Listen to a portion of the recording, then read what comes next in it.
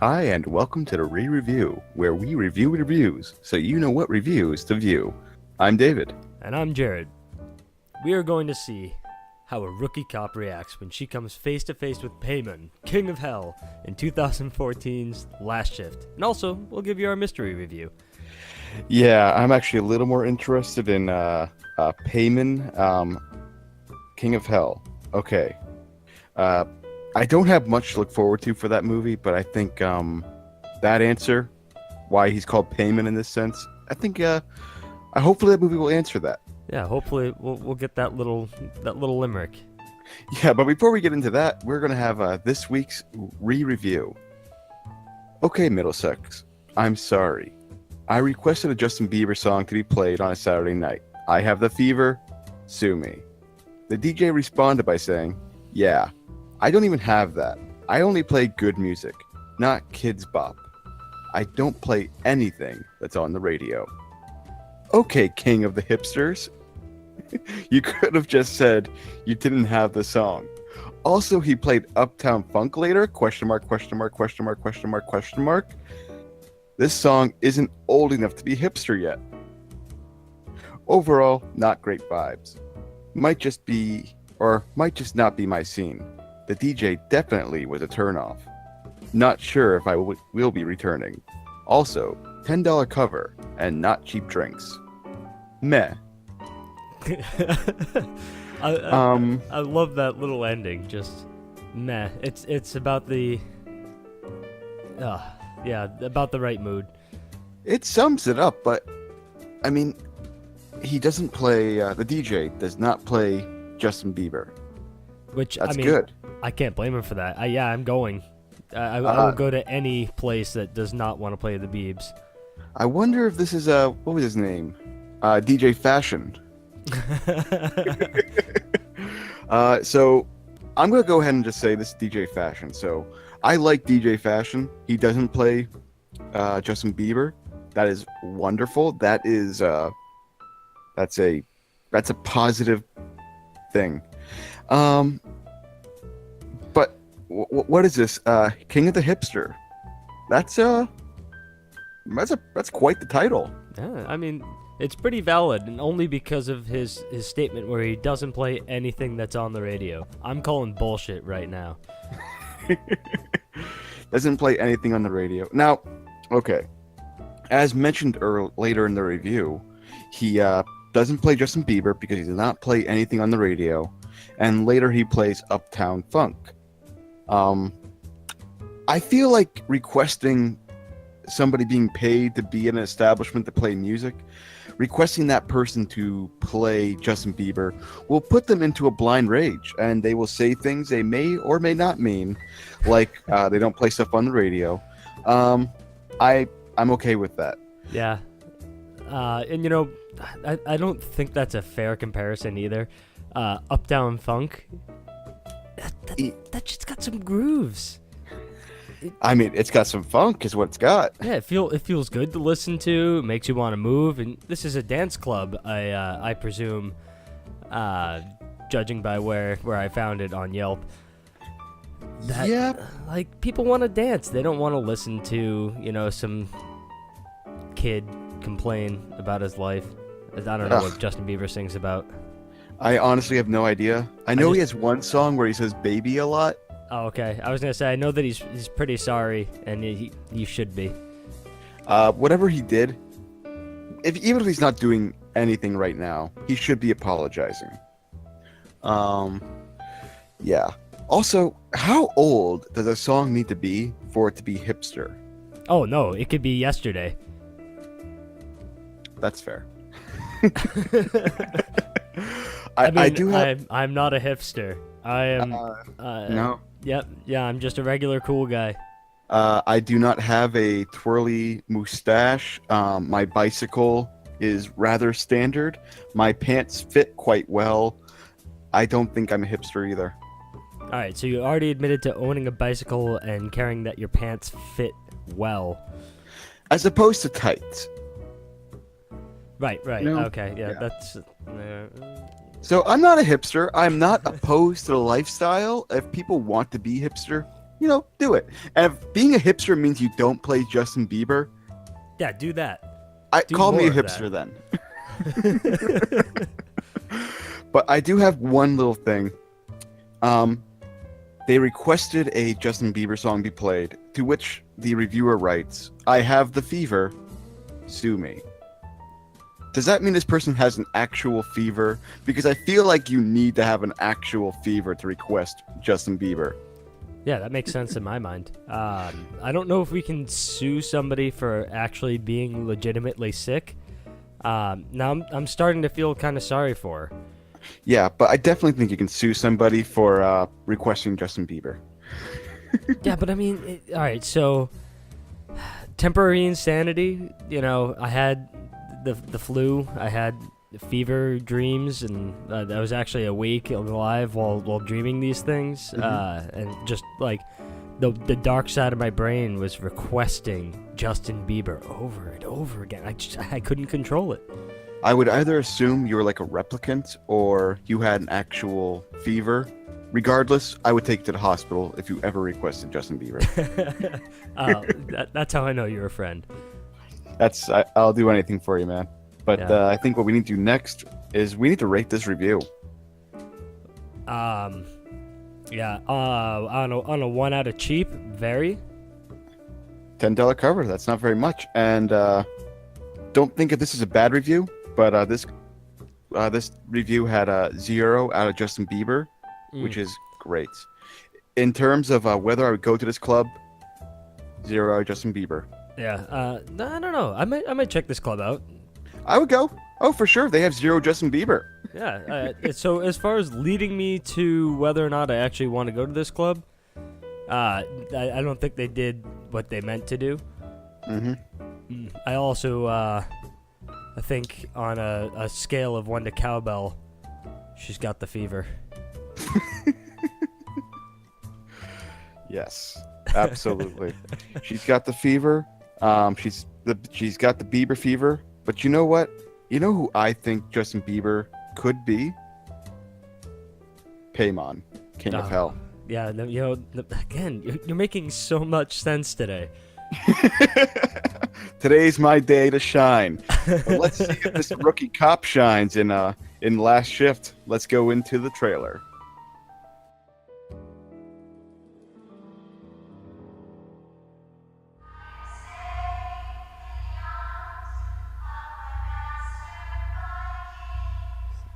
Okay. Yeah, I don't think anything is scarier than just a black screen. Last Shift. Oh. We really have to do this now. Yes. I'm literally about to start my first shifts. Your Last Shift is gonna like it. That's exactly why we have to do this right now. What? Tonight, you're here. What? Not a Sanford Police Department. 911 call. Hello?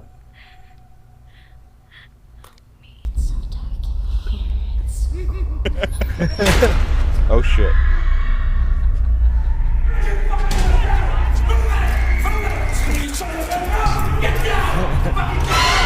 There it is. Yeah.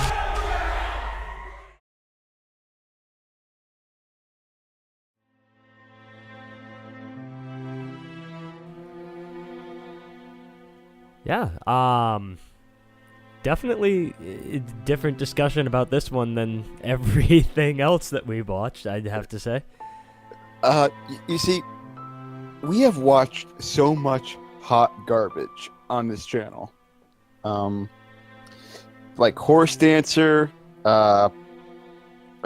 geez, Another movie that tried a similar concept.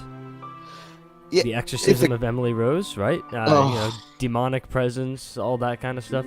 But bad. They did it wrong. They did not do a good job. No, but we've seen some hot garbage.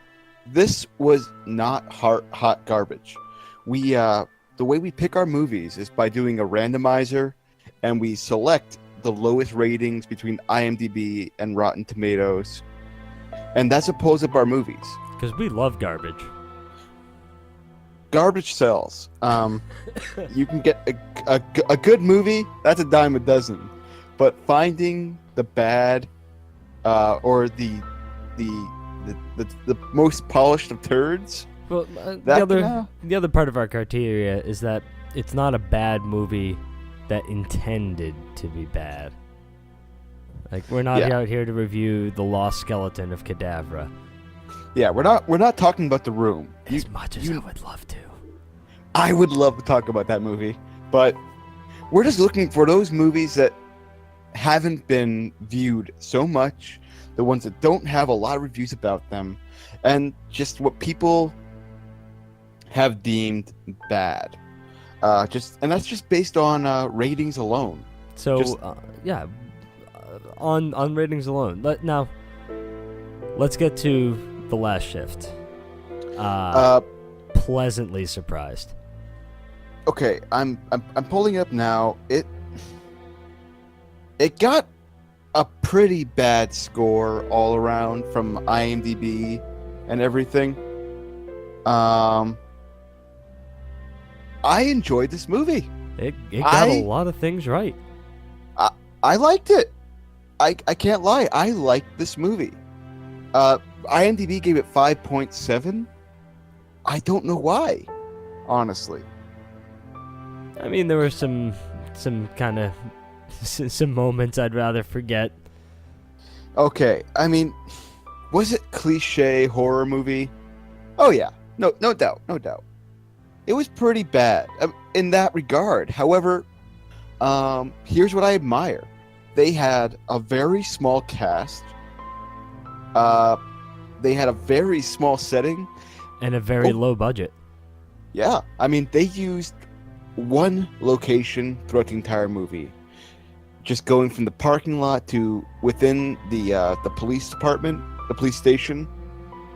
It was one location. That was it. There were not really any flashbacks going to other locations or anything.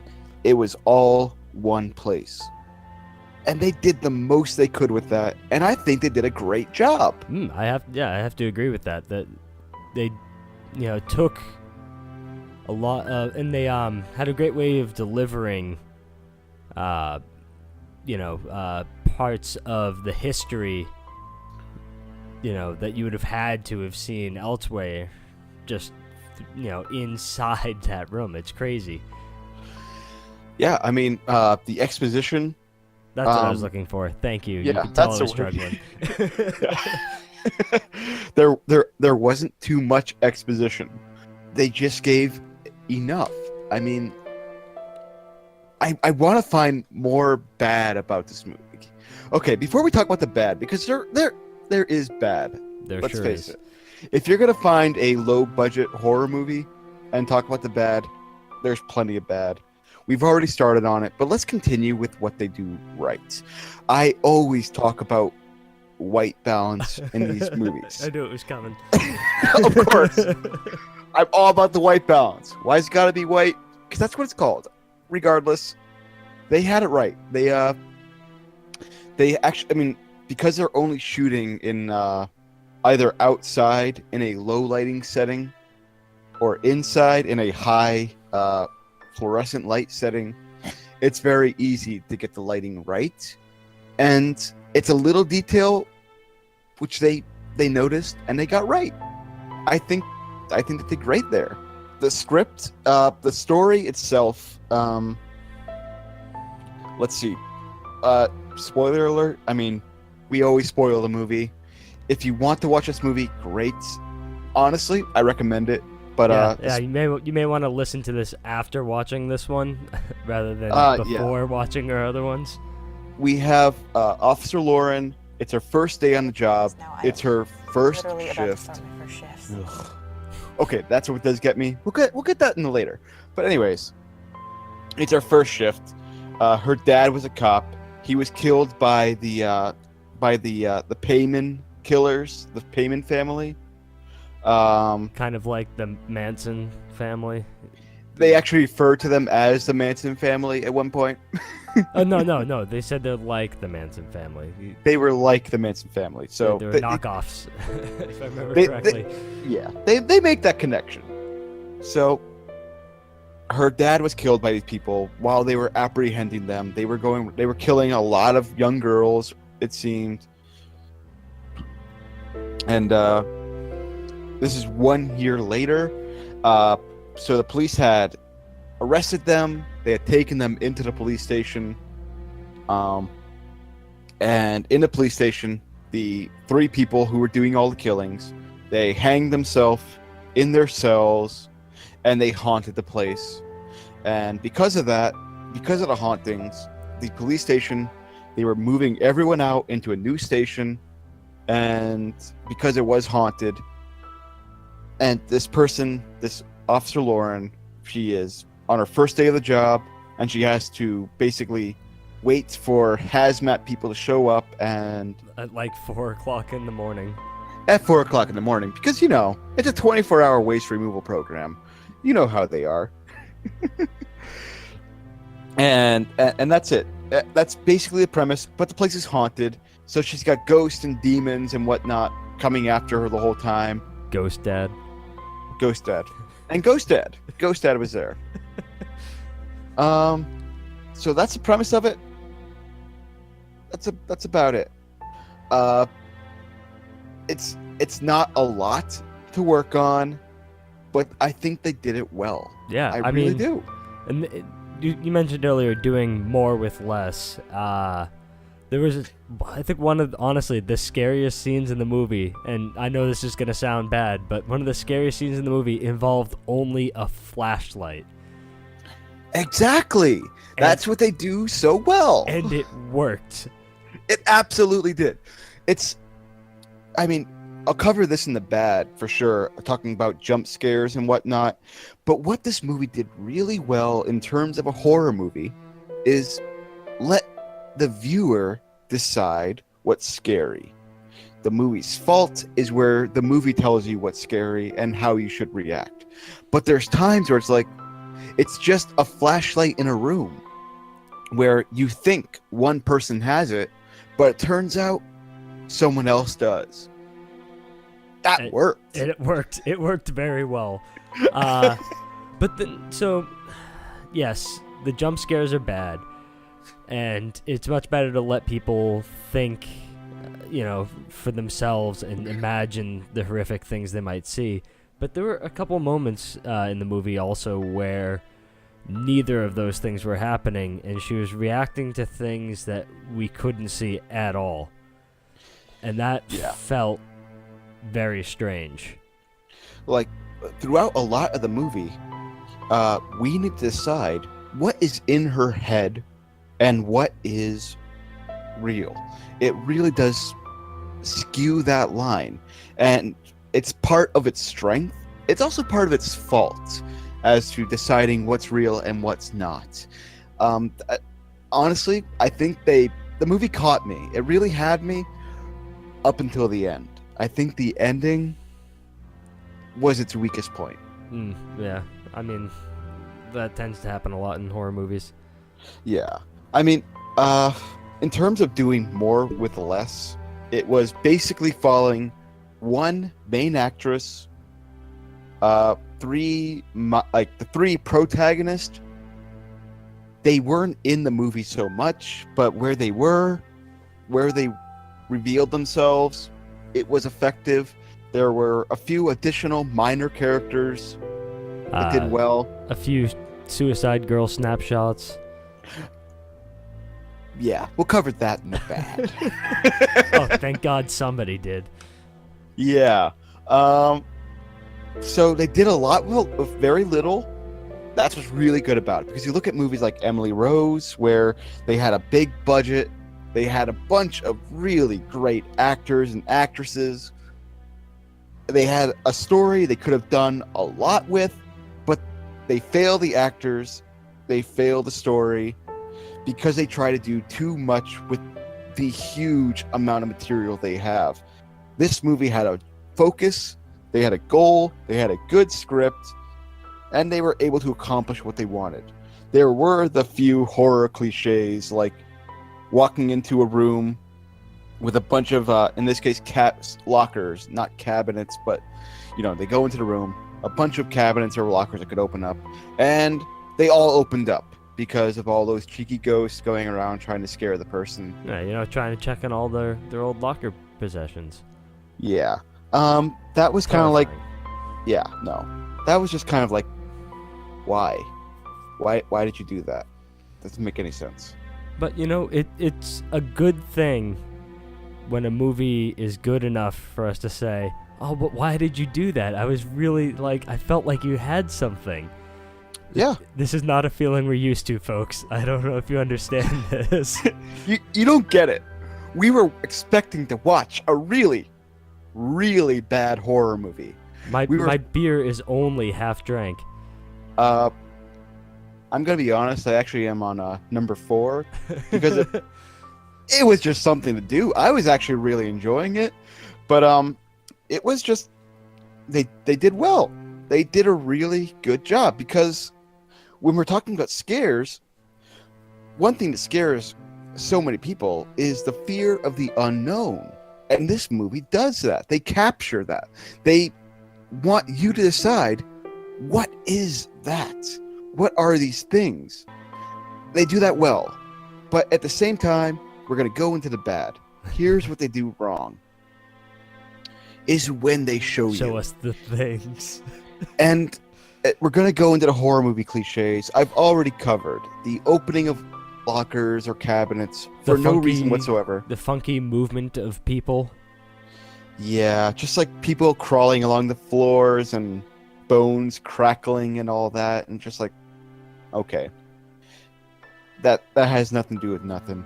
And also bulging eyes and weird stretch getting, there were some moments where you can tell they had a low budget. Mm-hmm. For the most part, they get away with it, but then they have a scene where it's like, really? You sure about really? A scene where they use their budget unwisely. Yeah. Like, you spent too much money on that. You could have done more with that. And also, just in terms of jump scares, I don't mind jump scares. It's a horror movie. You expect them. What I hate is the sudden distorted music and violin and whatnot. Like, be scared now. It's like, no. Let things happen. This movie did that a lot. They did that right a lot, where they let things happen. But then it gets near to the climax where it's like, nope, it's time for you to be scared. Oh, it's jump scare time. Yeah. Cue the violin, cue the weird music or whatever. What the hell is the name of that? The horror sound generator. There's actually a musical instrument made specifically for making the sounds you hear in horror movies. Yeah, no, this movie couldn't afford that. They just had violin. But really, I am so happy I got to see something that wasn't trash. Yeah, I'm really glad that we got to enjoy something for once. I mean, it had its bad moments. It had its reasons why it had a 5.7. I mean, IMDb, out of more than 13,000 reviews, it has 5.7. I don't think that's fair. I think it's because people wanted your traditional horror movie, your big budget, lots of CGI, blood splatter everywhere, demon and all this other garbage. This movie doesn't have that. If you want a lower paced, I wouldn't call it lower paced. I'd say it's just well paced. Yeah, It's not a high octane slasher flick. No, it is. It's not Nightmare on Elm Street. It's not that. It's not constantly in your face, but it was constantly building up to something, which I can appreciate. I think one of the only horror movies I can think of that had a similar tone or similar effect was actually a film by USA Films. Yeah, called Session 9. Oddly enough, also about a hazmat crew. Huh. This movie wasn't about a hazmat crew, but hazmat crew was kind of the driving plot. Yeah, there was they were involved in the plot. Yeah. Yeah, we should probably check that out for this because it's good. I enjoyed it. for our next horror movie, I'm down with that. All right. Why not? I mean, really, I think this movie is great. I really do. Yeah. Do we want to give it a review? Do we want to give it the final? Yeah. The I mean, the last review. if you want my opinion, should you see this movie? Yes. Yeah. Yeah. Yeah, totally. It's free.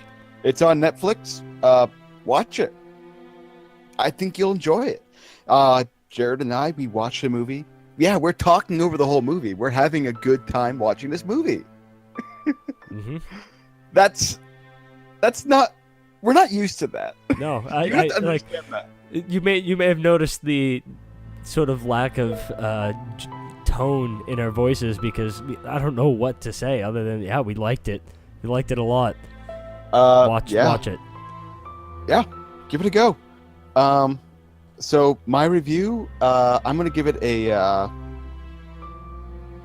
1 out of jump scare. I mean, I don't know if that's right. I think it was like a 3 out of jump scare. 3 out of jump scare. Yeah, I think Okay. there were a few of them in there. Yeah, were they good? No. Is any jump scare good? Jump scares are supposed to scare you, and these did not. No, they're supposed to put you on edge, so the rest of the movie, the rest of the concepts they've been planting in your head can actually scare you. That's how a movie should work. Yeah. So all right. Yeah, I'm gonna give this a 3 out of jump scare, Yeah. and a 10 out of one shot location. Yeah, for sure. Yeah, I gotta give it a let's see, a haunting out of demon. Yeah. Yep. I think that's fair. And yeah, I give it a an 8 out of let's watch that.